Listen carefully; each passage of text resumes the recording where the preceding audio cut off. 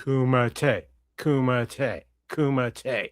That is right. Welcome to Couch Potato Theater. We are continuing our Canon Films retrospective. This episode, we are covering the Jean-Claude Van Damme classic Bloodsport. Of course, this is the Couch Potato Theater on the Fandom Podcast Network. We're doing this Canon Films retrospective. We've been having a lot of fun with it. But if I'm going to have a Kumite, I need competitors. I need some people to push me and challenge me on this podcast. And the first man I can think of, he does it all the time anyway.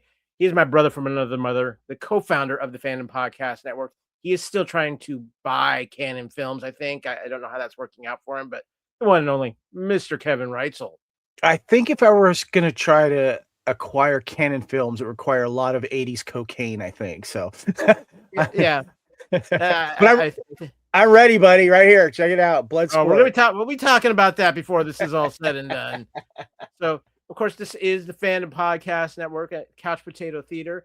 If you're watching on YouTube, scan that QR code on your screen. It's going to take you to our audio homepage where we have our entire library of audio podcasts, which is a whole lot because it's the 10-year anniversary of the Fandom Podcast Network. But scan that, take it, listen to a few things. But you know what? We are here to talk about Bloodsport, but I feel like we need one more. Do you think we need one more, Kevin?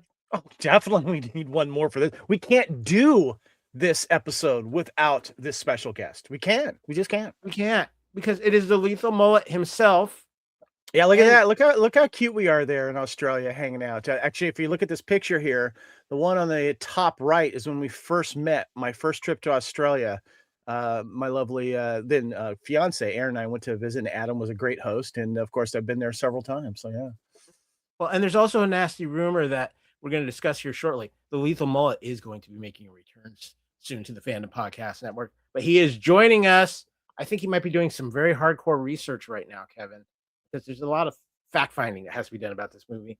But here is the one and only Lethal Mullet himself, Adam O'Brien. Oh, guys. Hey. Yeah, I'm actually reading something that we might be talking about. It's top secret. That's why it's blurred. And it might just be about somebody's whose life is all about the blood sport, the Kumite, and Shinoshitake trained me. Yes. If you can even figure that one out. Yes, we're talking about, of course, Frank Dux, The Secret Man. Yes, he's written in 1996 a book about it. But he also did a whole article with Black Belt Magazine, which got the whole script started down the line of Bloodsport. This whole movie, which also started, let's say the career of Jean-Claude Van Damme in the correct direction. What do you reckon, boys? Well, yeah. You know, he tried to be a predator, but he decided to go for a Bloodsport instead. So yes, that's true. A very inside joke. If you get in Hollywood, if you know, you know. But real quick, Adam, before we go further in this too, you took a little hiatus, but you decided to bring the Lethal Mullet back, and it's going to be back very soon here on the network because.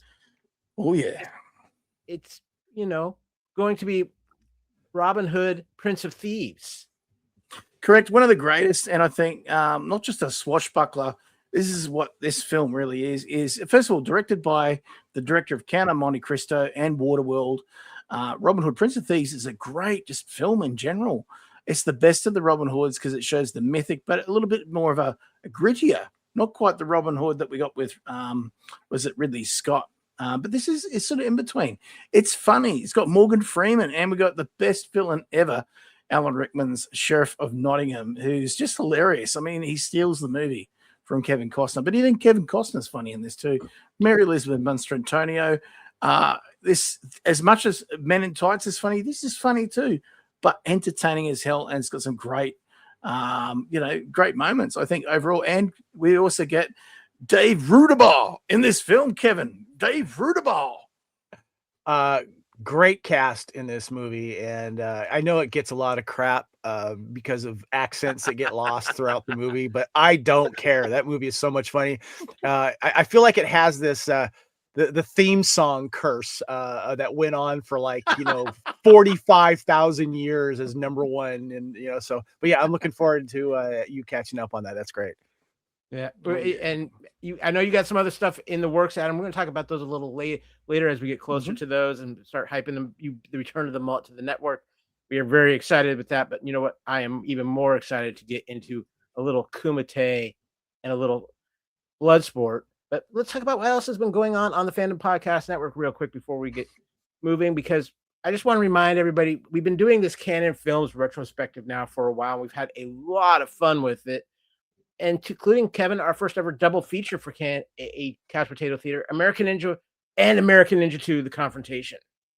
Yeah, these are pretty much back-to-back movies you got to watch with, of course, Michael Dudikoff and Steve James returning. And it's, and it's great because these movies aren't very long. They're like 90 minutes or less. And so it makes for a great double feature. And I did not want to just do one over the other or, do them by themselves. They needed to be as a double feature because that's the way I watch those. When I watch one, I got to watch two. And American Ninja 2 is actually the first one that I saw. I saw that before American Ninja. The USA is okay because we have American Ninja. And of course, we continued our retrospective with the Chuck Norris classic Invasion USA and Kevin's Valentine's Day film Cobra. That's right. And there was pizza cutting with scissors on that video and eating. So yeah, make sure you check it out. I still have my. I think you're still eating from the same pizza, Kevin. And don't forget the sunglasses. Great, yeah, I still have my sunglasses too.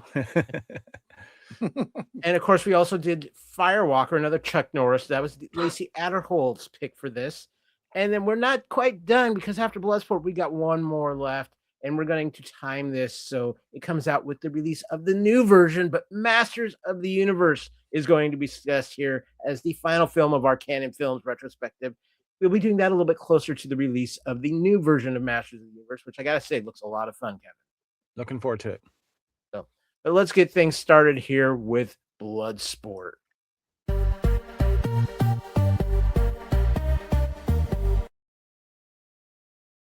Of course, we are talking Canon Films, so that this podcast, and we have the lethal mullet here, that this podcast can go in a number of directions. But let's talk about the movie itself here, guys. And first of all, before we even Adam, the first time you've been on the Canon Films retrospective, I would kind of like to know what Canon Films means to you. Well, I mean, Canon Films means Chuck Norris to me. That's what I started out with when it came to these movies, was Invasion USA 1 and 2, into obviously Missing in Action as well.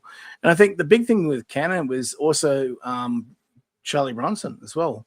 So those two things were synonymous with Canon back in the day for me. And I think especially they're the only VHSs that were always off the shelves at Blockbuster. Now, that's the Australian Blockbuster, not the American one. We had one in Australia back in the 80s before Blockbuster came to us from the US.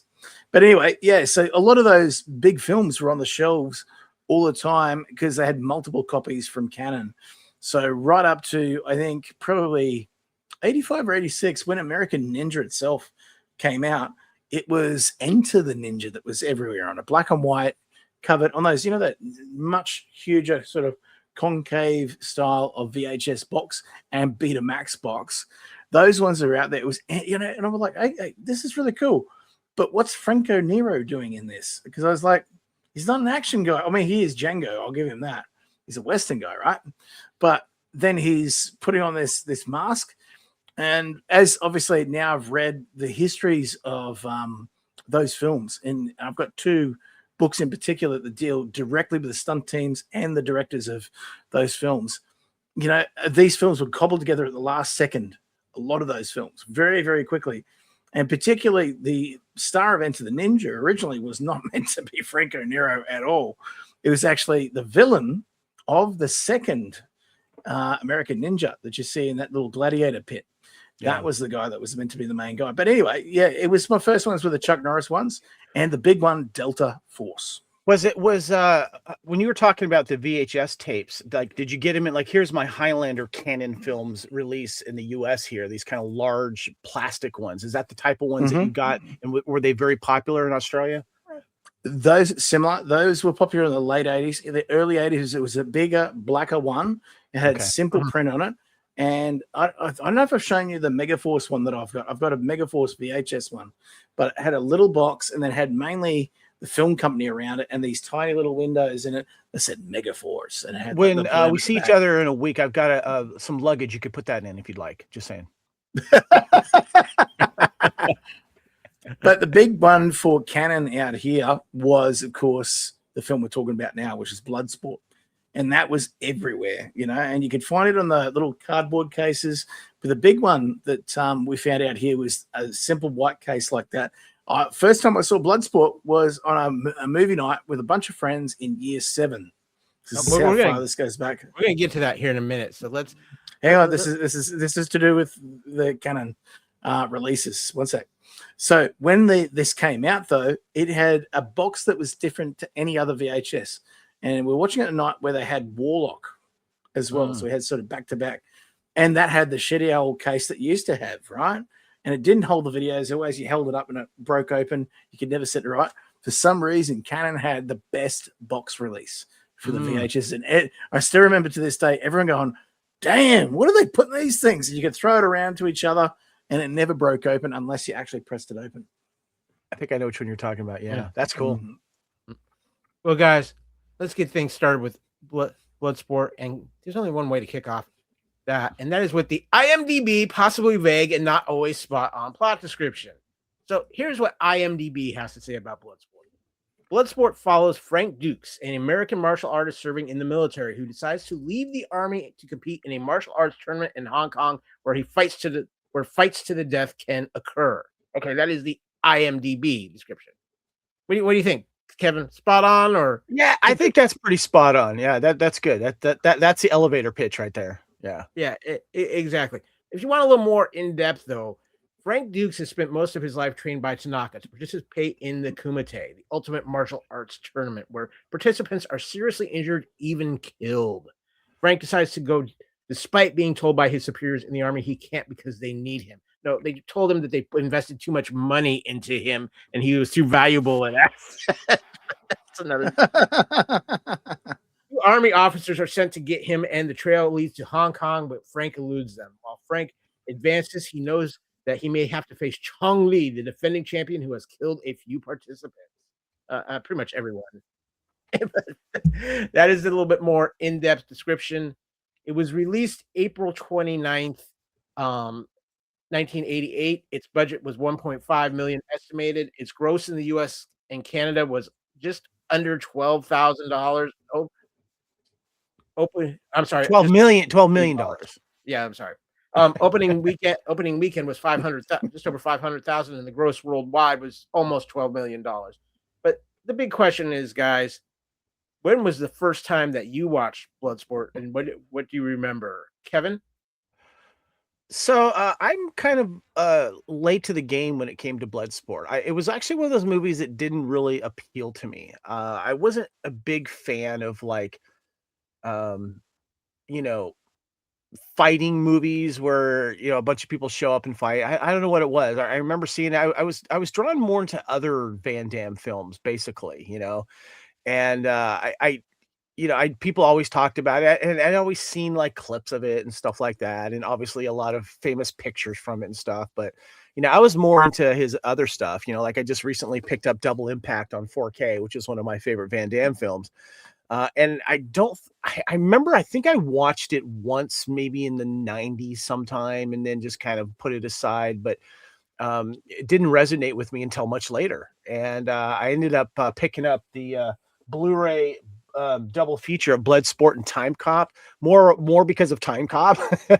And which right now is it's not a cheap Blu-ray to find over here in the States. The cheapest you could probably find it is under $25, but it's gone up more. But then I revisited it. I'm like, okay, this is a fun movie. I get it now. And I want to say, I think I watched it about 10 years ago, nonstop all the way through. And there was what I like about it is that it has, characters that we'll get into later that shine for me. But and then recently I watched it on that Blu-ray that I have here. So yeah. Adam, you talked about your first time seeing it. Give us a little more depth about your first time seeing it, your reaction to it.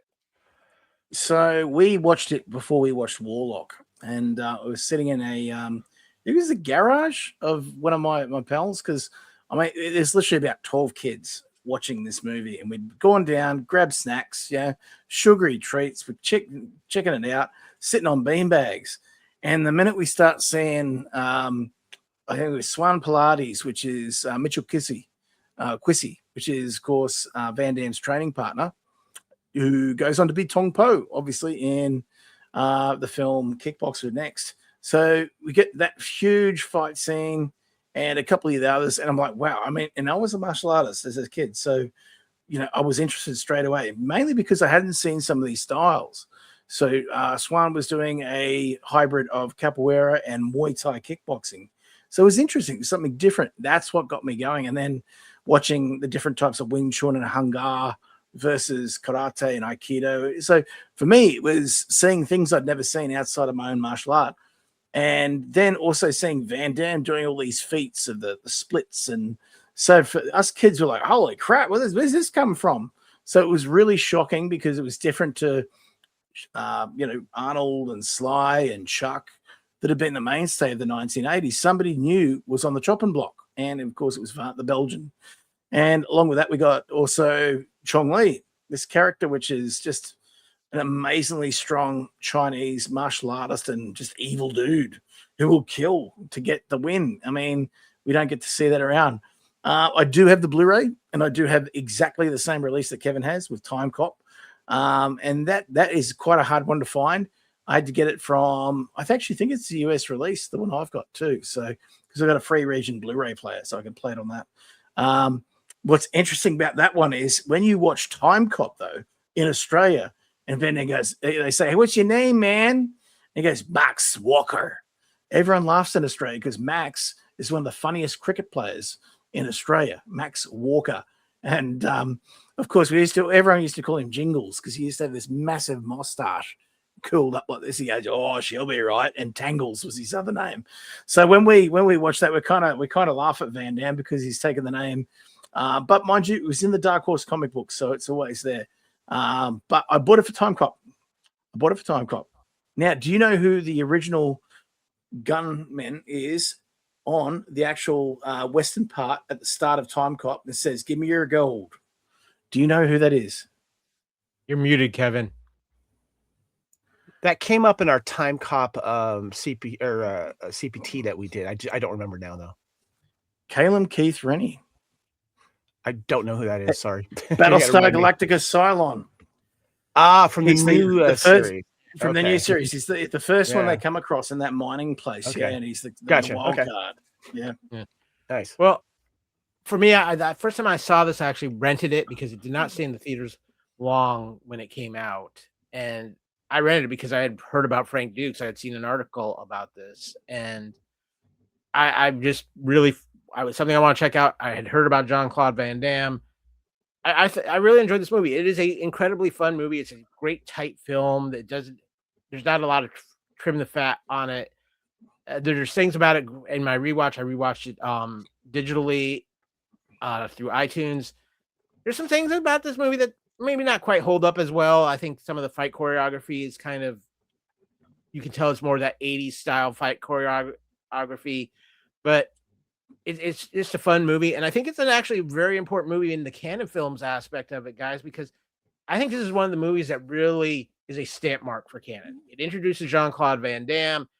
It became a cult classic film. In some ways, I feel like it was the last really big movie that canon put out. I know they had a few others after this, but this one kind of feels like it's a timestamp for canon. Like it's the start of the end of the era for canon. Kevin, I want to ask you, see what you felt about that. I think it's one of the ones that has a legacy and has lived on because of the fight scenes in it and a lot of the imagery from it. Obviously I can go back to like maybe Invasion USA and the American Ninja films, which would probably, if you were to poll people, they would probably say that of the canon films, those are near the top. But I think Bloodsport's probably taken the top title of all of the big canon films, to be honest with you. Would you say that, Adam? It's pretty tight. Like when you think about like what they've done, I mean, outside of the Chuck Norris films, because they're really, for the budget, they were really on point. Invasion USA is probably right up there. Lone Wolf from Wade is another one. But for me, the big one, and this is, I think Bloodsport is the fact that it's a film shot overseas, and it really, I think, shows Hong Kong to its true potential. It doesn't just show the high points, and it doesn't just show, the waterways and stuff like that. it really shows the crime-ridden areas that the Kokolokai are taking their sport down into, and it's vivid, And there's the other thing too is they've always been good with characters, I think, and I mean they're notorious for ripping out pages out of scripts and go, you don't need that, But Newt Arnold, the director in this, knew what to do at the time he had because he had all these different character actors around the place. Even that guy on the mat, he's rubbing the mat and he says, "Oh, gold." He goes, "That's got to be real." It tells you something about the people, tells you something about what's going on down there, the struggle that some of these people are going through. It's not just about the fighters as well. So there's a real story in amongst this thing that's only 90 minutes long. And you think, it's compare this to Kickboxer. And I do love Kickboxer.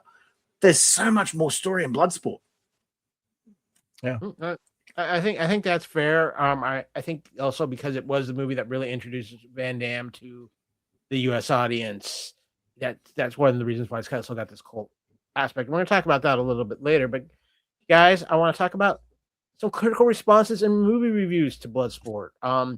Did not do real well as far as reviews go. Leonard Clady of the Los Angeles Times wrote, "Hacking through the jungle of cliche and reservoir of bad acting in Bloodsport, there are some pretty exciting matches, however." Van Damme was nominated for a Golden Raspberry Award for Worst New Star, but lost to Ronald McDonald in Mac and Me. And Rotten Tomatoes reports a 50% approval rating based on 30 reviews and an average rating of 5.1 out of 10. The site consensus reads, "This is where it all began for the muscles from Brussels, but beyond Van Damme's athleticism, Bloodsport is a cliched, virtually plotless exercise in action movie recycling." On Metacritic, the film has a weighted average score of 29 out of 100 based on 5 critics, including generally favorable reviews. Slash Films regards it as one of the most influential martial arts movies of all time. I think this movie kind of came out at a time when it didn't get a lot of marketing to it. And I think it came out at a time when everybody was used to Stallone and Schwarzenegger. We were just we hadn't quite started that full change into a different genre of action movie. But I do think this movie is very important in action movies. I think the point, though, that it is an influential martial arts movie because it shows different styles, whether you're not familiar with them all, to where some of the stuff that we got from like other kung fu movies and Bruce Lee movies and stuff like that, where they showed different styles of fighting but what I liked about this though is that you get the feeling though that this really exists and this is a thing, and then you find out, oh, maybe it is, but it's interesting because you're wondering like who shows up at these matches, and we get a different style of martial arts, many different styles of martial arts in this movie, which makes it fascinating. Well, guys, let's keep moving forward because let's talk some movie trivia. And Mr. Reisler, can I maybe get you to give me a hand with some of this movie trivia we've got for Bloodsport? Of course, love to. All right, so trivia here we go. Frank Dux was the fight coordinator for this film. When Jean-Claude Van Damme was cast, Dux announced that Van Damme wasn't nearly in good enough shape and put him through a 3-month training program. Van Damme, a world championship martial artist in his own right, called it the hardest training of his life. Kevin, I think you should be the next one because I know you do this several times a day. I do, yes. Jean-Claude Van Damme does his trademark splits in a total of 7 times during the film. And it's not a Jean-Claude Van Damme 80s, 90s film if we don't get the splits. We need the splits, man. Come on, give me the splits. I remember the first one. We'll talk about the first time we saw and the butt shot. Yeah, that's true. In this movie, Chong Li defeats Jackson. They use the same camera angles and slow motion techniques that Bruce Lee used in Enter the Dragon. Kevin, you want to take the next one? Jean-Claude Van Damme is noted as a world kickboxing and karate champion on various sites in a publicity material. This history has been confirmed. Yeah. Kevin, I know you love a good montage. At the time of its release, this film boasted the most montages in any film. The director even included a montage towards the climax. Test audiences were so taken with the format they overlooked the lack of plot. Montages really help push the plot, right, Adam? Well, they do. I'm going to give you something you won't have there because it's certainly won't be in the IMDb. So we know Chong Li. We know obviously Bolo Yeung. Bolo, just before this movie, played a character also called Chong Li, in a film called Blood Fight with the Japanese movie star Yasuaki Karata. Karata is like the Chuck Norris of Japan. He's premier karate stylist, been in Hong Kong movies for about 30 years. And he said, let's get Bolo in there. He was in Enter the Dragon. The film almost follows Bloodsport note for note all the way through. They held on to it when they realized he was then hired for an American production and didn't release Blood Fight until after Bloodsport to piggyback off the success of Bloodsport. Smart move. Well, I've got one more piece of trivia here because I want to talk about what this movie means to Jean-Claude Van Damme. Because in Jean-Claude Van Damme Behind Closed Doors, Van Damme spoke very emotionally about the effect this film had on his life and his career, having launched him into superstardom at the time when he had essentially lost hope in achieving his dream. After years of living in Los Angeles, obsessively working towards becoming a famous action star in the United States with very little to show for it, two of his pets from back in Belgium having died of sadness because he had left them to go to America, and all of his family, friends back home mocking him for not having made it, he was cast in this film. And he channeled all of his rage and angst into the fight scenes, which is why he ferociously roared during them. Van Damme took great pride, especially in the final fight of this film between his character and Bolo Yeung's, explaining how unique it was in comparison to today's films. While contemporary martial arts fight scenes often employ CGI, wirework, and even trampolines, none of these tools were used in Bloodsport.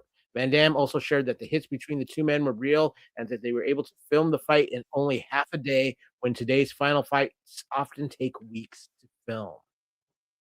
Van Damme, this was the breakout for Van Damme, guys. He had a couple like false starts. So this movie is, I think this is, again, I said this a little earlier, I think this is the movie, because of its cult following, is because it's the one that brought us Jean-Claude Van Damme and made him a mainstream action star.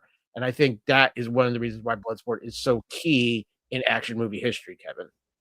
I definitely agree on that, Kyle. It's he shines in this, and he looks great in this, and he's charming in this. I mean, it's he's not like the best actor, but he's got something there. He's got charisma. He's got a great smile, and the thing too is that what's important about this film, and I think is also the cast too, and how he works with them or against them, and allows him to shine through this. And obviously he's on the cover of the box as well, and he looks great. Adam, I mean, Van Damme obviously changed the game for a lot of things with martial arts films after Bloodsport, but I mean, this is the movie. This is the movie. It's also for somebody who studied the same martial arts, Shotokan karate, as a child. It is showing that if you follow that arc, and follow the lead of somebody like the Muscles from Brussels, it can lead you somewhere great. And the martial arts have, obviously given him a great direction for health benefits. But when it comes down to the actual, doing of these fight scenes and stuff, it's all karate. Everything he's done is based in karate. Every move, he's solid. And you can tell that he may not have been a fighter. Now, that's the one thing that they really marketed him as, a fighter. Van Damme was a point fighter. Okay, so karate where you don't actually fully meet. You meet about that close, and it's considered an educated hit or an estimated hit. And you score a point. That's it. So it is point fighting. And it's very much what they do in Japan with Shotokan. In Okinawa, they don't do that. There's no actual sport of karate. They do kata. That's what they base it on. So it's Japanese karate. But when he did it in No Truth, No Surrender and in Bloodsport, those two movies, it was done beautifully. So for someone coming from that, you just see that he's done everything physically to communicate what the art's about. And I think, too, he's got a natural charisma. And this is what's really pulled him through from, especially it's a bit like Seagal. The first 5 films by Seagal and Van Damme are near perfect. Even Cyborg, as twisted as it is, has some beautiful parts in it, and at one stage was going to be Masters of the Universe too. Yeah. Well, like I said, it's a movie that put him on the map, and that's why it's so important. But guys, I want to talk about some of our favorite scenes from Bloodsport, and I've got a few here. The opening, this is funny. So Bloodsport opens up, and then in about 5 minutes of film, it goes into a flashback. And guys, to this day, that flashback is the record holder for the longest flashback scene in movie history. You're muted, Kevin. Describe what it is to the listeners. So Bloodsport opens up, and within 5 minutes after we're introduced to Frank Dux, he goes back into a flashback scene where he is a child and he is caught stealing a sword or attempting to steal a sword, but he shows a little bit of honor, and it is his training. It's his training and everything he goes through from a child up to the man he is now, with the flashback ending, returning to see his ailing sensei. But I mean, it's almost the first 20 minutes of the film, and it's all a flashback sequence. Can we talk about the kid for a second? He's wearing a San Francisco Giants baseball cap, and then he's wearing a New York Giants jersey. Yeah, I really was laughing at that, watching that. Yeah, but basically, yeah, you get to see where he, he's asked to become friends with his soon-to-be sensei son and help him and protect him, and then he goes through the training process. We always love, training processes. It's great. And let's be honest, for those out there that know, ninjutsu, first of all, is not real. So let's get that one out of the bag. It's not a real art. Bujinkan's not real. It is a samurai art, because ninja are not real. They are samurai. So you have to remember that part of it. So ninjas aren't real. Ninja art's real. Don't tell Storm Shadow and Snake Eyes, please. I know, right? Don't tell them. So this is something I found out in the last 5 years reading the books of the English writer Anthony Cummins. He's an archaeologist and a ninjutsu practitioner from the old days, but he went through and actually figured it out. And so, yeah, there was spies, but they were samurai, and they were called shinobi no mono. And ninja is actually a term that came about those guys in comic books many years later. So interesting that they came up. Well, guys, up next too, we have the brick destroying scene, or the Dimmock demonstration. Bottom one. Yeah, this is. I think this was the one that really kind of went, like, people went whoa when they saw this saw the scene. So I think that was a big scene. But Kevin, what are some of your favorite scenes in this? Other than that. Yeah, the fighting scene. Well, you got to have the splits. You got to show the splits, and then of course when he's strung up by his arms and legs with the ropes by his master, and he's like, having to hold that position for a while. Like, okay, all right, that looks painful. But I actually like a lot of the non-fighting scenes. I like when he befriends Jackson, Donald Gibb's character, and they're getting the lay of the land. Donald Gibb's like trying to flirt with the girl on the was it the tram or the bus or whatever it is. And I like a lot of his scenes because when I first saw this movie, he was the standout for me, to be honest. And of course I knew him as Ogre from Revenge of the Nerds. Yeah. And so I like that. There's some other good secondary character scenes as well. So those are some of my favorites, to be honest with you. What about you, Adam? What are some of your favorite scenes? Oh, you nailed it on the head there. Jackson really brings this movie together. If it wasn't for Donald Gibb, this would be a boring film. I mean, really, he's not only, such a great, secondary character, but also he's the character that get everyone fired up. I mean, look, he's at the split scene. He goes, "Oh, that hurts me just looking at it." I mean, that's such a great thing. Earth to Frankie, ground control, you copy. I mean, these are classic things that you would say in a crazy situation like that too. But, even later on, the sort of brotherhood that they have, he's in hospital. And he says, the whole thing of that scene. I mean, everything's done. The film's over, but they still have a scene where he goes, "If you ever need me, I'll be there." Like that's classic. It immediately wanted me to see him like go on another adventure with Frank's character. Yeah, it's classic. Well, folks, those are some of our favorite scenes, but let's talk about some of the best quotes of the film. And I've got a few here. Kevin, you want to help me out with these? Sure. Chong Li, you break my record. Now I break you like I break your friend. Jackson, in only the way Jackson can, his first fight in the Kumite, and he broke the fucking world record.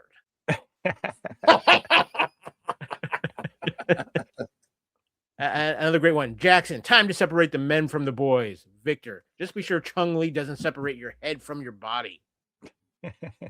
And finally, the official, after performing the dim lock, we honor your invitation. Jackson, no shit, you honor his invitation. Chung Lee, very good. But you're missing some of the best ones, man. Come on, you're missing some of the good ones. Well, this is where you come in. Mate comes up. Them. Yeah. They're literally getting introduced at the same time. Guys, you're Jackson. You look like a Jackson. What about you? That make you Frank Dux? That's a good one. Okay, you would say. Do you have any other lines you like? I think, the best thing I like is his sensei, Tanaka. And not just a line, but everything that he brings into this. He's think about how he's lost the first. It's a little bit like Miyagi in a lot of ways. Both of them have lost one family before World War II, right? Then they moved from Japan to America. Then they lose more of their family members. In this case, he loses his son. So he's really conflicted. And there's something about the way that I think it's Roy Chiao is the actor's name. He was in Indiana Jones, The Temple of Doom as well. So check that out. But the way he plays it's really well played. He's sort of playing it as if, this is his last chance at getting his teachings across. It didn't matter that it was in family. But, as part of Tiger Tanaka's heritage, he wants his school still there. And there's something about that. They're just the performance. It drives. I mean, there's not a lot of scenes, but he really drives it home. Well, those are some of our. Kevin, you have any favorite quotes? No, I'm good. Go ahead. Okay. Well, let's get into a little bit about the cast and crew.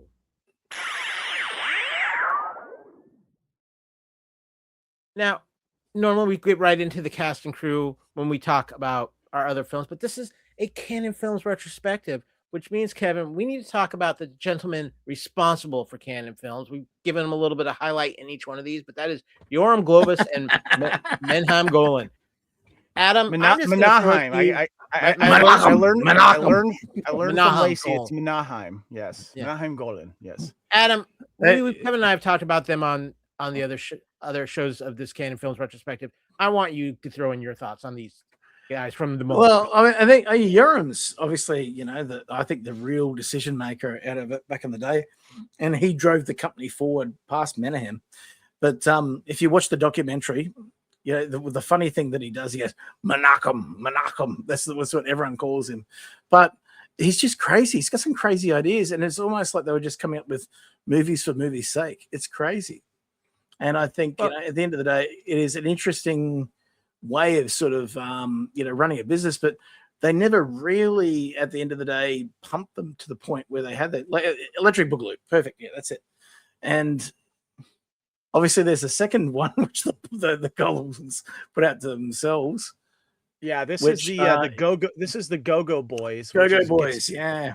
Which gets into more of their personal lives and how they met and stuff like that. It's a great. It's on Blu-ray. I found it there. And then, as you mentioned, the Electric Boogaloo, which covers the gambit of all of the Canon films as well. 100%. And of course, too, if there is this great 10-pack of Canon films out there, if you want to play catch up on the Canon films as well. Yeah, that was that was, I don't know if it was a Walmart exclusive, but that's where they were selling it. And it's got Missing in Action, Cobra, Masters of the Universe, Bloodsport, Hellbound, a bunch of others as well. And it's also, but what's cool about that is if you can't find the Electric Boogaloo documentary, that is included in this 10-pack. Over the Top is there as well, and with deleted scenes too. Yeah, it's great. It's awesome. And they talk about, obviously, American Ninja in there to a much better degree, too. You actually get to see, how much they're really going to push the kid. Yeah. Well, let's talk about the cast and crew of this film. Of course, first and foremost, this film was directed by Newt Arnold and written with story by Sheldon Lettich. Screenplay was Christopher Crosby and Frank Dux, of course, and his involvement. We're going to get into Frank Dux here in a little bit. But let's talk about the cast itself. Obviously, we've talked a lot about Jean-Claude Van Damme. You have Donald Gibb as Jackson, Leah Ayres as Janice, Norman Burton as Hummer, a very young Forrest Whitaker as Rollins. And real martial artists too. Yes, yeah. Ghost Dog. Got to give Ghost Dog all of his credit. And Rippo Man with the Carly. Yes. We have Roy Chiao as Tanaka and Bolo Yeung as Chung Lee, and also Ken Soo as Victor. Guys, this was a very tight cast. There wasn't a lot of people in this movie, but it's a very memorable cast, I think, especially when you have a young Forrest Whitaker. You've got Mr. Donald Gibb in it, because so many people, he was an 80s icon, Kevin. So many people knew him from Revenge of the Nerds and some other TV appearances he had done.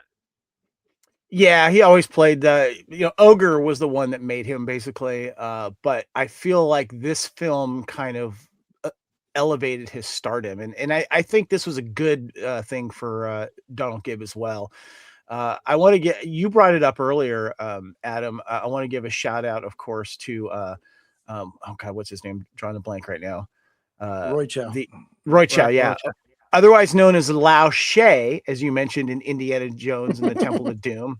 Like, good luck, Lao She. And then Indiana Jones gets on the plane, he closes the door, and it's Lao She Airlines. Yeah.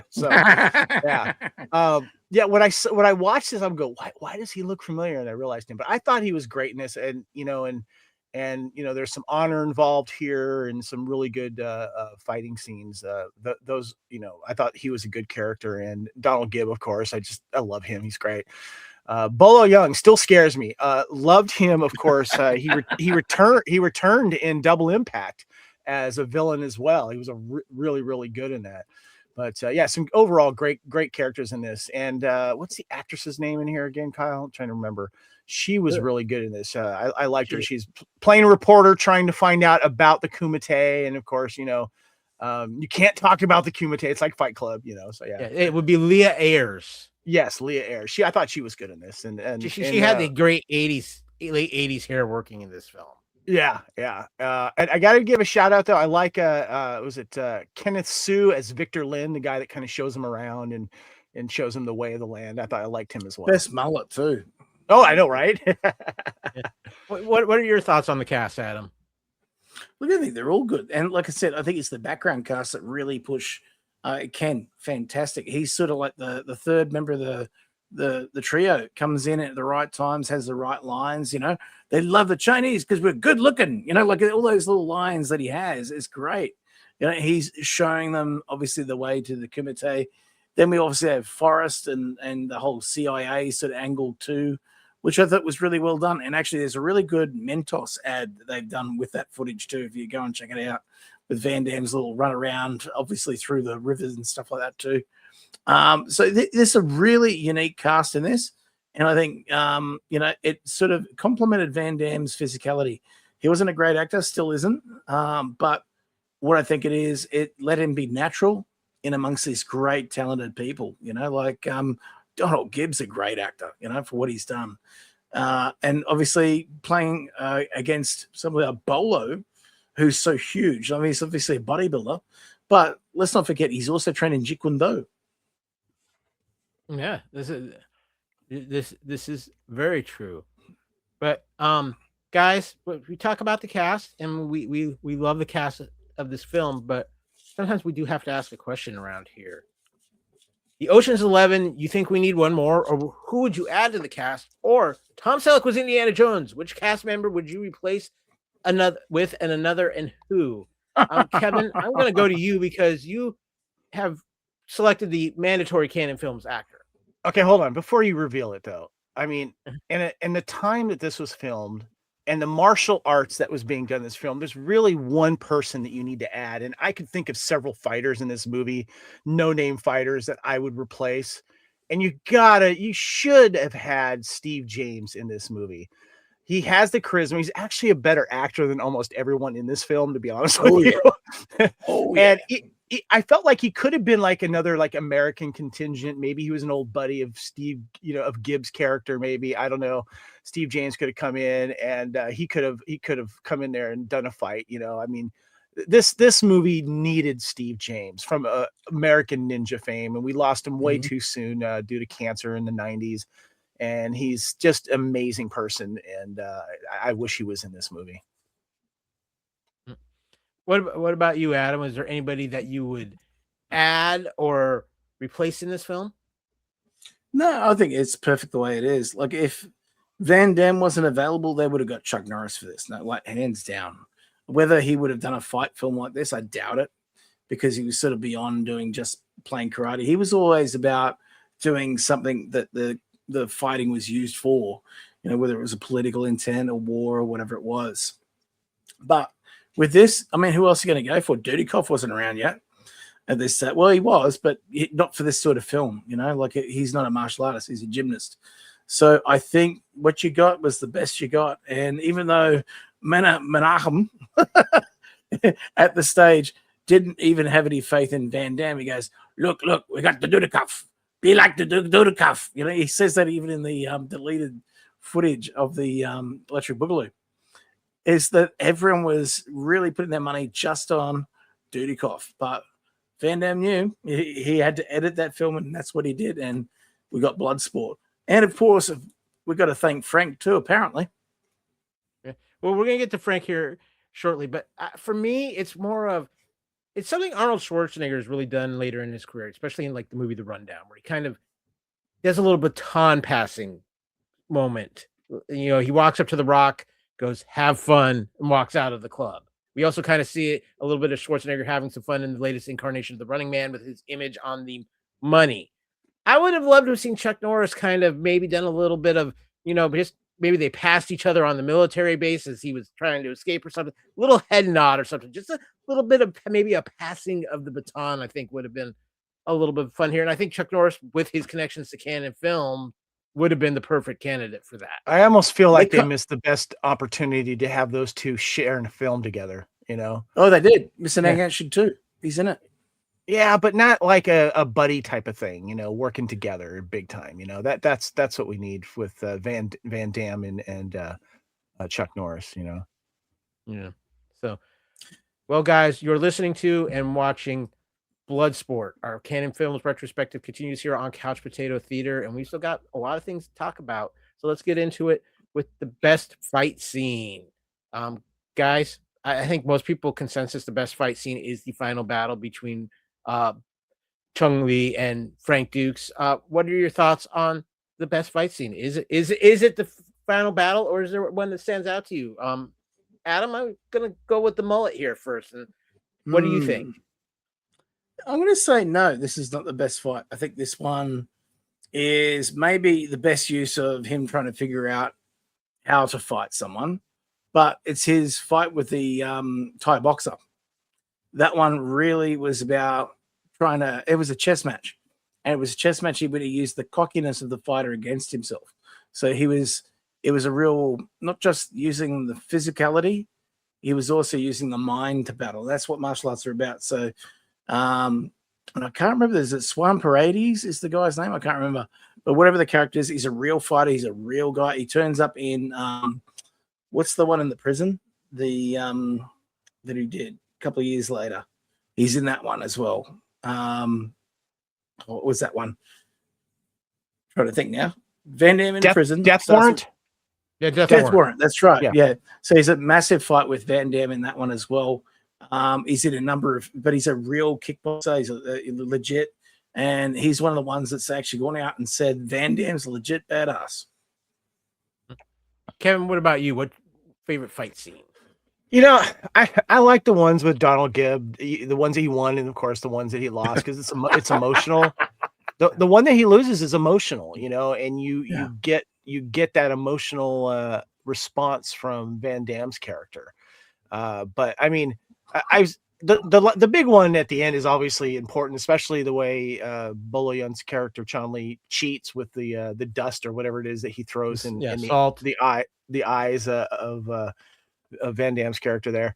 But then Van Damme has to like resort to the training of being blindfolded, and so that was projected to how he was going to use that later on. So yeah. Kevin, I just want to throw this out at you. You talked about how Chun-Li scares you. Well, yeah, I got a little piece of trivia for you, because Bolo Yeung, who plays the terrifying Chun-Li, is actually a big old pussycat. Sweetest guy you could ever know, says Frank Dux of the band. I don't believe it. Yeah. He says this of the man whose pecs are the size of garbage can lids. He was famous for being Mr. Asia, this big bodybuilder, but he couldn't have been nicer. He brought his sons to set every day and spent all of his downtime with him. So I just wanted to. He may look scary on screen, but he's just a big old pussycat. I did want to mention one scene that I really like that I forgot is when because they can't fight before the Kumite or they'll also get kicked out. And there's those thugs that are like trying to take the girl, and he does the coin trick thing. I love that scene. I think it's great, because it's you get a feeling of like who's who and what's what there. Yeah. So yeah. I'm just gonna say my favorite fan scene is Jean-Claude Van Damme versus the Brick. This was such just a key scene in the movie. We talked about it earlier. The Dim Mak. They talk about it in his training. It's important that he proves it because he's technically not of the bloodline. So I think this scene was a lot more important than people give it credit for as well. And, I love how later on Jackson does his own version of it.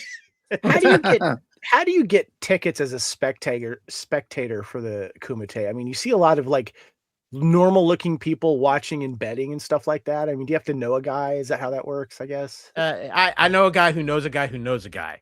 Yeah, I'm sure there's a vetting process there. Or I got a little bit of the green that's gonna float around in the betting lanes. That'll get me in too. So I also have questions about the fighting mat. Sometimes it's like angled, sometimes it's flat. I mean, do you choose as two guys? Like, do you want the flat one or do you want the angled one? I was kind of wondering what that was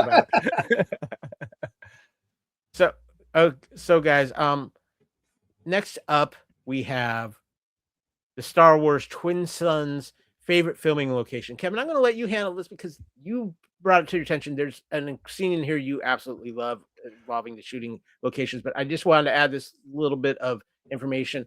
Bloodsport is one of only a handful of films ever shot inside Hong Kong's infamous Kowloon walled city, which was demolished in 1994. Originally, Kowloon was a military outpost dating back almost 800 years to the Song dynasty, but it later became a lawless locale ruled by Chinese triads. Despite all the crime, the Kowloon walled city was also a wellspring for benevolent people and peaceful human rights groups, creating a bizarre balance. Yeah. So one of the things I've loved about Chinese action films is filming in and around Hong Kong, and this is when the British had was it control over it, and then eventually they released that control, and so that affected a lot of the filming and what was being allowed to film and how it was filmed. And there's a gorgeous shot here of Jean-Claude Van Damme sitting near this kind of temple overlooking the city here, and it's absolutely gorgeous. It's one of my favorite shots of the film. And if you're looking at the video here, you can see people have traveled to this location. I think it's maybe a church or something. I'm not sure what it is, but you can look it up. But people have gone and to this famous scene because of Bloodsport and gotten pictures taken there and stuff. So I think it's one of the most beautiful shots I've seen, especially when it comes to Canon films. They've always gotten around to doing really nice shots at low budgets. Yeah, Adam, you talked about this movie being filmed in Hong Kong. What are your thoughts about the setting, being able to actually go to Kowloon and be able to film there? We have a picture of it up on our screen. Of course, as they said, they tore it down in the 90s. It doesn't exist anymore. But that's true and not true at the same time. Kowloon was also used in Double Impact, so there's definitely something that was still around in the early 90s. Basically, it was something which was, again, crime-ridden, 100%. This is where, the triad and obviously a lot of the Chinese underground were using. And, of course, there's abandoned buildings, all that sort of thing. It's by the harbor. Kowloon was known for all that sort of stuff. And a lot of this Jackie Chan films filmed around there as well, and others. I think there was a Donnie Yen one even down towards that area. But, yeah, it looks great for film because the amount of things that you can do at the different styles of location, different types of buildings. Obviously, there's some running sequences through some of these areas too, and that's what's so good about it, is that it's not just one type of area. And Hong Kong's always been good. Look, another one, Knockoff, which was done as the end of the British rule had come. This is when they were coming out of that, and China was taking back Hong Kong. is that you got to see some of those other areas outside of Kowloon, which were also off limits at one stage there. And we got to see that little race around with the different characters, and Van Damme's going into shops, and like there's a 7-Eleven scene for crying out loud, something we wouldn't have seen in the time of Bloodsport. So Hong Kong's a fantastic place to do action films and stuff like that too. And this is where even one of the guys that used to run Impact magazine along with John Mosby, it was down there as a producer in films too. So there's a market there for people that really want to do action films, and this kind of obviously martial arts action film too. So phenomenal stuff. Well, guys, great on location, but Bloodsport has a little bit of a convoluted history now to it as well. Let's talk about our pet peeve. Will the real story ever be told? Frank Dux has had an interesting life since Bloodsport came out. That's one of the reasons why the mullet is here, but I just want to hit on something. So before the credits, the following can be found. The motion picture is based upon true events in the life of Frank W. Dux. From 1975 to 1980, Dux fought 329 matches. He retired undefeated as the world heavyweight full contact Kumite champion. Mr. Dux still holds 4 world records. Fastest knockout, 3.2 seconds. Fastest punch with a knockout, 0.42 seconds. Fastest kick with a knockout, 72 miles per hour. Most consecutive knockouts in a single tournament, 56. Subsequently, Mr. Dux founded the first American ninjutsu system, Do Ryu. Now, we're going to hold the phone on that. Frank Dux' life is characterized by numerous claims that lack verifiable evidence. The Kumite.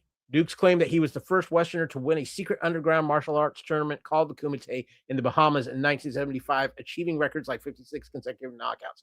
However, critics point out that the mathematical impossibility of such a tournament format, the lack of independent witnesses or records, and evidence that he brought the trophy himself. His military service. Dux claimed to have a distinguished military record, including serving in Southeast Asia and being awarded the Medal of Honor. His actual military records obtained through the Freedom of Information Act show he served in the Marine Corps Reserve from 1975 to 1981, but was never deployed overseas and received no awards. His CIA work. Dux' memoir, The Secret Man, detailed work as a covert CIA agent, high-ranking intelligence and military officials, including Robert Gates and General Norman Schwarzkopf, dismissed these claims as sheer fantasy and virtually a complete fabrication. His martial arts training. Dux claimed he was trained in ninjutsu by a world-famous master named Senzu Tiger Tanaka, a name that appears to have been taken from a James Bond novel. No evidence of Tanaka's existence, as Dux described, has been found. Adam, you are here because you provided me with most of this information, and you've got even more to discuss about Frank Dux. Frank Dux, what can you say? Frank Dux is one of these guys that really, I mean, from the Black Belt article on, something completely new, something that we're really, particularly ninjutsu, which at that time we only knew from the Stephen K. Hayes, obviously books that had come out, Ninja 1, 2, 3, etc. And he's, an interesting, part of bringing that a myth out, if you like. And Frank, obviously, his story, and going to Japan, and I think the big part of it is that you see everything that he's done in the articles come into obviously the story of Bloodsport, and whether you believe it or not, he created a system called Dux Ryu out of this too, and obviously he's done videos, he's got a website, and he's put a lot of this together, and he's then obviously with Bloodsport become a fight core on different films, and some of it's been really, really interesting. Obviously, he's involved in films like Only the Strong as well, and The Quest to a certain level as well. There's a lot of question about his records and stuff like that too, which Kyle, you were only just talking about the other day, whether those things were real. Yeah, I think it's the one thing that's kind of hurt this movie over time is the aspect of what is legit with Frank Dux and what is not. Kevin, I know you're a little bit familiar with this too. What is your feeling as far as the impact of the questions within Frank's story now and does it affect this movie? To me, I don't really care, to be honest with you. We got a great movie out of it, whether it's based on stuff that really, didn't happen because of the main character. Uh, I'll just look at the movie and enjoy it at a surface level. If he has dishonored people and he's made up some stuff, uh, I'm sorry, but people in Hollywood have done worse, you know. Uh, but I understand that there's like a code of honor with this thing, and especially with stolen valor, and if that was a thing, and that's really important to a lot of people, and I understand that. And it, I I find it fascinating, but in a way, I think it's kind of maybe helped this movie because you want to watch it and then kind of see like, how, what's really going on behind the scenes here, because a lot of it you can't tell if it's real or if it is, but enough questions have been brought up because of it. So, I mean, I'm not trying to disrespect people that this hurts or anything like that. Just as a fan of the film, I like it for what it is, and it doesn't diminish the film at all. But I can understand why people would be upset with Frank if this is the case, and that the claims that he has said that he's done isn't true. I totally get that. What about you, Kyle? I think it had a little bit of an impact because I remember they sold this movie as being based on real life when it first came out. I actually did pick up some information on the impact. Despite the controversy, Dukes is a real person and a martial artist who had a significant cultural impact. The movie Bloodsport, while fictional, became a cult classic and inspired many real life martial artists. However, there are many sources describe Frank Dukes as a con man, compulsive liar, or delusional daydreamer who built a career on self promotion and unverified stories. And uh, Adam is holding up the book there, The Secret Man, which is the book on Frank Dukes. I know you got a lot of information from this, Adam. Tell us a little bit about the book. So the book is basically Frank's story from his own mouth, obviously from his own mind. And it says he was the CIA's finest covert operative. Subject of the movie Bloodsport, a bridge to international organized crime. Legend on both sides of the Iron Curtain. His true identity always concealed from the people he served. He was the Secret Man, an American warrior's uncensored story by Frank Dux. No, it's Dukes, right? And, like even the back page shows you, I don't know if you can see it clearly here.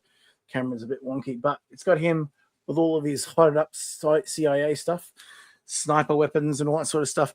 So it's interesting. He does talk about actual missions as if he was like James Bond in it. I mean, that's the sort of level we're looking at here.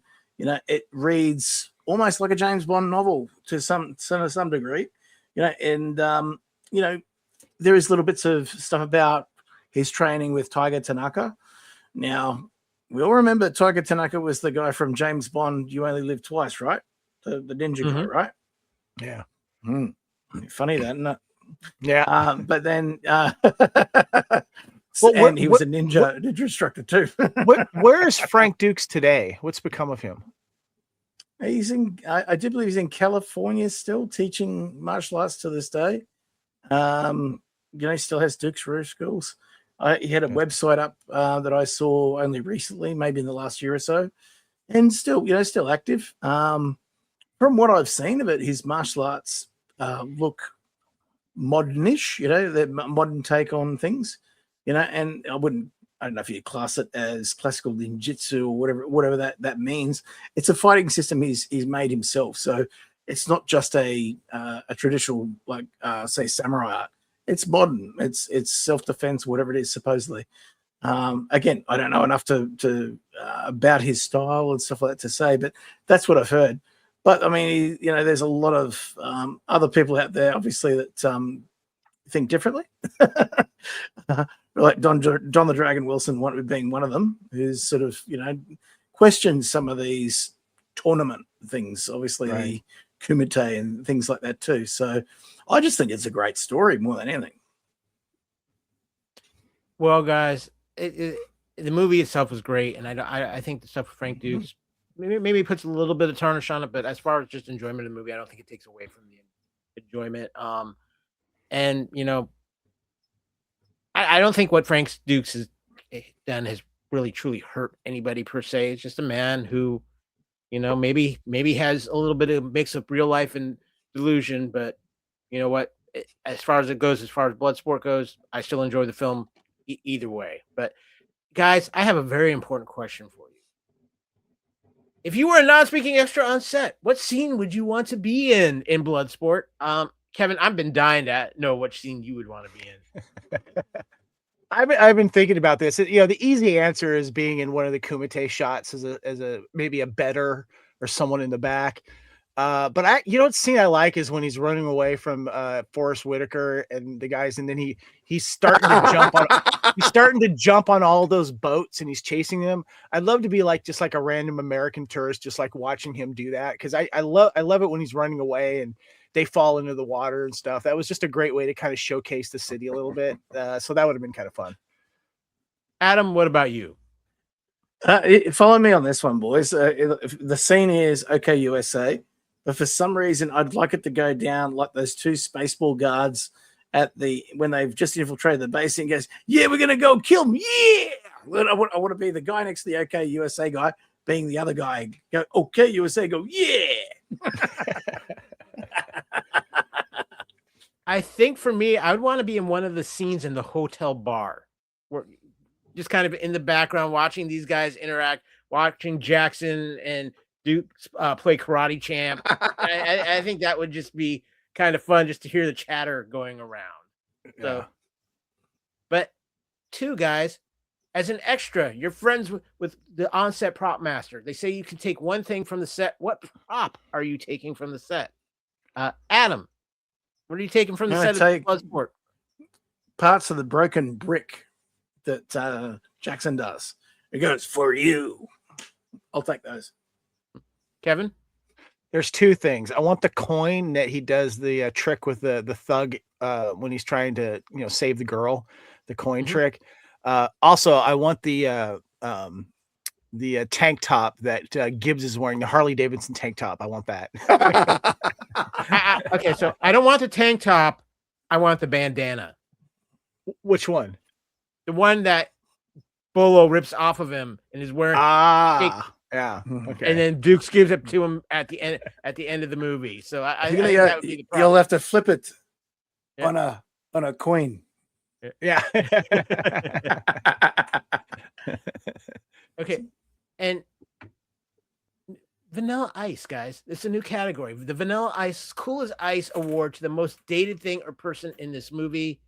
Guys, it's Karate Champ. Yeah. It's the video game that the guys play.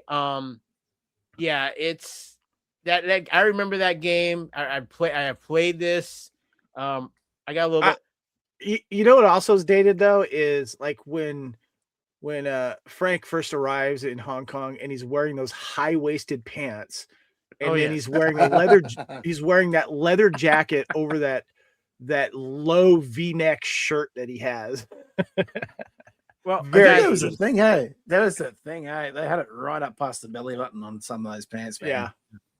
Well, I love the scene where when this happens. Ray Jackson, aren't you a little young for full contact? Frank Dux, aren't you a little old for video games? You're never too old for video games, first of all. That's true. But but this is the martial arts competition arcade game that Frank and Jackson play is a real game. It is Karate Champ, released in arcades by Data East in 1984. But that is not the only video game tie-in that Bloodsport has, because Midway's hit video game Mortal Kombat took huge inspiration from the film and even used a parody of Jean-Claude Van Damme for the character of Johnny Cage, who has a similar costume, backstory, and a familiar split punch. According to the game creator John Tobias, they wanted to make a gritty game based on the film.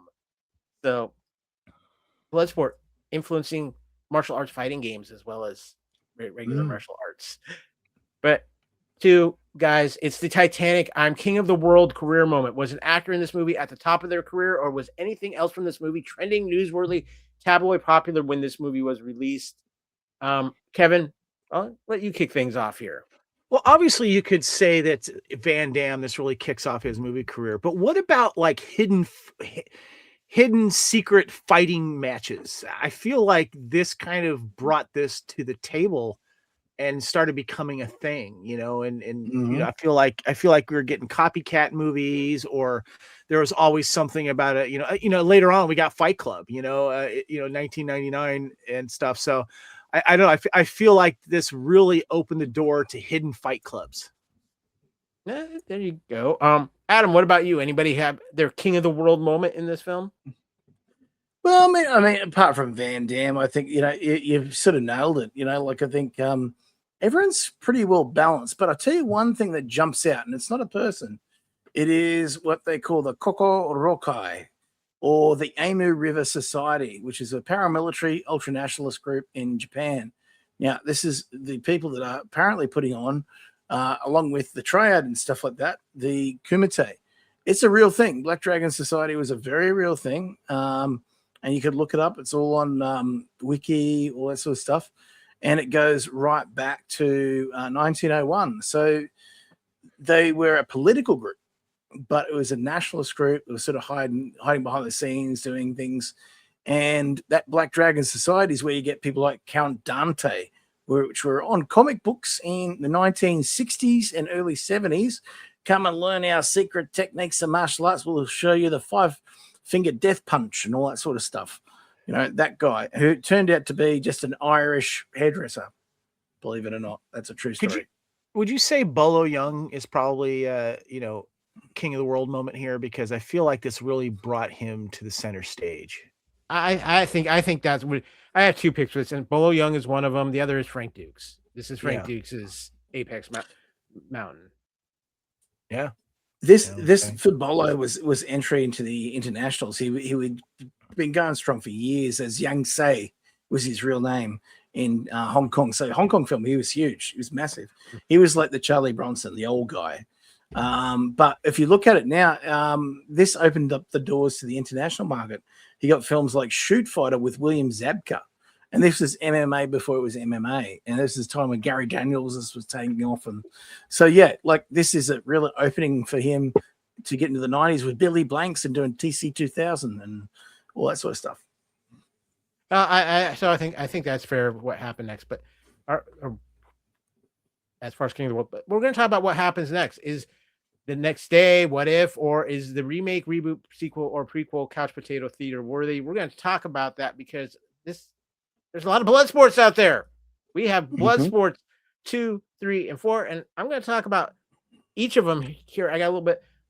But Daniel Bernhardt kind of takes over the series starting in Bloodsport 2. He plays Thief Alex Cardo, who gets caught stealing an ancient Jian in Thailand and soon finds himself imprisoned. One of the guards, Demon Ong Soo Han, tortures him whenever he gets the opportunity. Alex finds one friend and mentor, Master Sun, played by James Hong, who teaches him a fighting style called Iron Hand. When a best of the best Kumite is to take place, Demon is invited. Master Sun and Alex find a way to let Alex take part in the tournament. The final fight pits Alex versus Demon. Demon has the upper hand until Alex uses the Iron Hand to defeat Demon. Alex is the winner, and as part of a deal previously made, he and Master Sun are freed from prison. Kevin, we're going to be covering this on Time Warp, so I know you've watched this recently. Yeah, Bloodsport 2 we're going to be discussing on Time Warp, and I'm holding up my copy here of Bloodsport 1, 2, 3, and 4, this DVD collection that I have here. And Bloodsport 2, we're celebrating the year of 1996 on Time Warp. And Bloodsport 2 came out in 1996. So we had to wait a while for the sequel, which is interesting. But I want to give a shout out to Daniel Bernhardt, who does kind of take over this role, as you mentioned, Kyle. A lot of people remember him from the first John Wick movie. He was the lead Russian baddie that, if you rewatch that film, he actually defeats John Wick. Not once, but twice. He needs help to defeat that guy. And then I believe he returns in John Wick 4 as another character. But I thought that Daniel Bernhardt was really good in this movie. It's a little cheesy, but I did enjoy watching Bloodsport too. So check it out. And not the first time he's not the first time he's beaten Keanu Reeves. He's also one of the agents in Matrix Reloaded and kicks the crap out of Neo. That's right. Yeah, good call. Yeah, so he has a history with Keanu Reeves, which is great. But I did enjoy Bloodsport 2. We'll be talking about it on Time Warp. Well, Bloodsport 2 is an interesting one. Is the fact that the villain in that film is somebody very well known to a lot of different circles. He's in Drunken Master 2 with Jackie Chan, but better known to you guys as the brother at the end in the ice stage of Dragon, the Bruce Lee story. Oh, okay. It's been a while since I've seen it. I don't recall that, but that's cool. I just want to say this too about Daniel Bernhardt. Not only did he take over this franchise, he took over this franchise and played two different characters in the franchise in the lead role. He played Alex Cardo in Bloodsport 2 and 3, but in Bloodsport 4, he plays Agent John Keller. So, yeah. But however, there is one more movie that is associated with Bloodsport. Lady Blood Fight. Ladies and gentlemen, when Jane Jones, a beautifully but troubled American backpacking her way through Hong Kong, she successfully fends off 3 thugs trying to rob her. It draws the attention of Shu, a female fighting champion. Shu recruits and trains Jane to fight in the victorious all-female underground martial arts tournament known as the Kumite. After months of rigorous training, Jane is ready to face off against her killer rivals, including the apprentice of Shu's nemesis, a Shaolin master. As other nefarious forces emerge from the shadows, Jane's journey through the Kumite turns deadly as she risks everything to become the best female fighter in the world. Hold on, I'm looking on Amazon to order a DVD of this.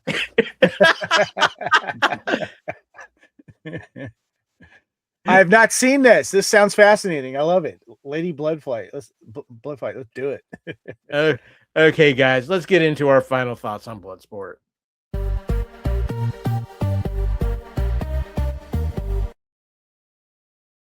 Okay, guys, it's time to wrap up this episode of Couch Potato Theater.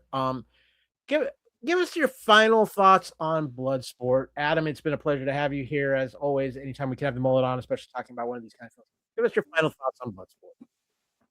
First of all, thank you very much for the two of you having us on. And big shout out to all the listeners. Go and check out Lethal Mullet at the Lethal Mullet on all socials and check out our first episode back 301, Robin Hood, Prince of Thieves. Now, Bloodsport, it is the ultimate vehicle to check out Van Damme at his prime. Yeah, this is really the entry into the universe of Van Damme. Yeah, you can go and check out Black Eagle. Yeah, you can go and check out the likes of No Retreat, No Surrender. But why would you? When you got this film actually shows him at all of his best points, shows off his martial arts skills, his athleticism, and at the end of the day, his charisma. He's got charisma. He can't act, but he's got charisma. So it's everything that you want in that thing. So I think, hats off to the guy. He's done a fantastic job. This film is a 5 out of 5, without a doubt, on the Hallenbach scale. Mr. Reisel, your final thoughts on Bloodsport. I don't know why it took me so long to finally watch it. I'm glad that I did, and it's a very, very enjoyable film. And one of the best things about Canon films, it's like a tight 90 minutes or whatever it is, or it's like right around there. And I look forward to watching the other sequels too, after Bloodsport 2 and maybe Lady Blood Fight. But yeah, this movie is such a cult favorite. So many people love this film. And it was a great moment in the careers of Van Damme and, of course, many others there in this film. And I think it has a certain, a certain home in cinema when it comes to Van Damme films, when it comes to, martial arts films, canon films. I mean, you can put it in all these little different boxes, but overall, I think it's a fan favorite. For me, it brought us Van Damme. It's a classic late 80s action film. I think it was a film that started changing how we did action films, and I think that's very important. It starts a new era of martial arts stars. You have Van Damme at this time, you have Steven Seagal at this time, and a new way of doing martial arts on the screen. And I think you saw a lot with Bloodsport. You see a lot of old school style, some Bruce Lee type camera work. They mix in some of the 80s stuff, but they still stay true. You're not getting the wire action, you're not getting all of that, and I think it really did set the stage in transition for the next round of action and martial arts movies. I think it brought back the martial arts movie in some ways. And of course, a staple of canon films. And that's one of the reasons why we have had this perspective show of Jean-Claude Van Damme on Bloodsport here on the Fandom Podcast Network. Guys, it's been a pleasure doing this show with you. I've had an absolute blast. These canon film retrospectives have been great, Kevin. Yeah, it has. It's been a fun ride, and it strokes a a nostalgia that we have for movies, and it's one of them that I'm happy that I can share with my buddy Adam here. And I'm looking forward to seeing you soon in Australia, buddy. Thank you for doing this with us. You're welcome. Now, before you do go, we've got to get you ready for Australia. So I want you to say the word rise. Rise. Now say the word, ready for it? Up. Rise up. And now, you ready for it? Blades. Rise up, blades. What are you getting at, Adam? What are you doing to me? Now, try and say it fast. Rise up, blades. You just said razor blades. Razor blades. The Australian razor blades thing. Yeah. It's not razor blades. It's rise up blades. That's right. You didn't think you were going to get a Australian language lesson on this podcast, but I always do whenever I hit Australia. So yeah. But two, this is the Fandom Podcast Network. You can find us all over social media. We are on Blue Sky, Facebook, Twitter, Instagram, at FanPod Network. You can find me, Kyle, on social media at AKyleW on Twitter and on Blue Sky. You can find me at AKyleFandom on Instagram and Threads. Kevin, where can people find you? You can find me at Spartan_Phoenix on all of the socials, including Blue Sky at Spartan Phoenix. You can find me on Facebook at Kevin Reitzel. And of course, you're on the Fandom Podcast Network on Facebook and is on YouTube as well. So check us out. Adam, of course, the Lethal Mullet is coming back to the Fandom Podcast Network in a few weeks with Robin Hood, Prince of Thieves. You can find the Lethal Mullet all over the Fandom Podcast Network and at Lethal Mullet on Twitter. At the Lethal Mullet on everywhere and on planet Earth. You can find him there too. What other shows you got coming up too after Robin Hood? After Robin Hood, we're heading to F. Murray Abraham territory with By the Sword, which was just done around the time of Best of the Best. You get Eric Roberts in there. It's a great fight film, and it's about fencing. So a great one to check out. And we're also going to be doing, after that, The Long Riders, one of my favorite Westerns, directed by Walter Hill. Has the Carradine brothers, has the Quaids, it's got the Keaches. Mate, they're all in there. That's right. That's one that had all the siblings in it. Yeah. Oh, yeah. And just a reminder, you can support the Fandom Podcast Network. Go to our TeePublic store. Go to TeePublic, search for the Fandom Podcast Network. You can get all kinds of shirts and gear, including that great Couch Potato Theater shirt you see on the screen if you're watching on YouTube. Kevin is sporting the hoodie because it's a little bit early in California. It's still a little chilly. Yeah, I got the FPN hoodie here. It's a little chilly right now. And don't forget, you can also find it on Redbubble also. And, of course, you can find it, all of our gear for all the networks. And there's a nice-looking Lethal Mullet shirt up there. Yeah, buddy. Look at that. Looks some familiar, right? Well, guys, I have to answer my invitation to the Kumite. I don't know if I'll get past the brick busting part of it, but it'll be fun anyway. If I'm not back for the next Couch Potato Theater, you will know why. But guys, it's been a pleasure doing Bloodsport, a canon film that is a staple canon film. Always fun to talk some Jean-Claude Van Damme here on the Fandom Podcast Network. Until next time, everybody, we will see you on the couch.